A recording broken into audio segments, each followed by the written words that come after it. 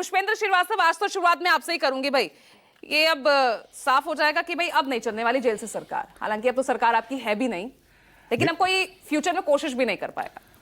पूजा जी, दरअसल होता क्या था अभी तक, जैसा कि राजीव जी भी बता रहे थे कि भारतीय जनता पार्टी की जो केंद्रीय सरकार है, ये ईडी और सीबीआई और तमाम जो जांच एजेंसियां हैं केंद्र सरकार के अंडर में, उनका दुरुपयोग करती थी और वो सीधा उसमें फंस जाती थी। कई बार सुप्रीम कोर्ट फटकार लगाता था, ईडी को भी कहा कि आप जो है गवर्नमेंट के दबाव में काम कर रहे हैं।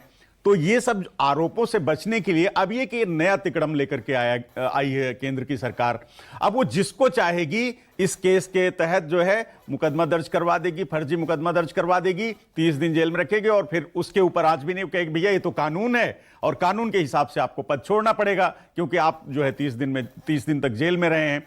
तो ये भारतीय जनता पार्टी के ऊपर जो दाग लग रहे थे अभी कि आप ईडी का दुरुपयोग करते हैं और तमाम जो सरकारी एजेंसियां हैं सीबीआई का दुरुपयोग करते हैं अपने विरोधियों को दबाने के लिए, उनको जेल भेज करके उनकी छवि खराब करने के लिए। जैसे हमारे नेता आदरणीय अरविंद केजरीवाल जी हों, मनीष सिसोदिया जी हों, संजय सिंह जी हों, हमारे बड़े बड़े नेताओं को, तमाम नेताओं को इन्होंने इस तरह से षड्यंत्र करके भेजा। उन केसों में कुछ भी नहीं मिला, सारे फर्जी केस हैं। आपने देखा ही होगा कहीं से एक पैसे की कोई रिकवरी नहीं हुई किसी मामले में। तो नहीं हुए ना, आरोप मुक्त तो नहीं हुए ना इन केसेस में। आरोप मुक्त नहीं, लेकिन आरोप साबित भी तो नहीं हुआ ना मैम। आप देखिए कितने लंबे लंबे समय तक हमारे नेताओं को जेल में रखा, एक पैसे की कहीं कोई बरामदगी नहीं हुई, कहीं कोई केस साबित नहीं हो पाया, कहीं कोर्ट में एक ठहरा नहीं, इनका कोई दलील नहीं ठहरी।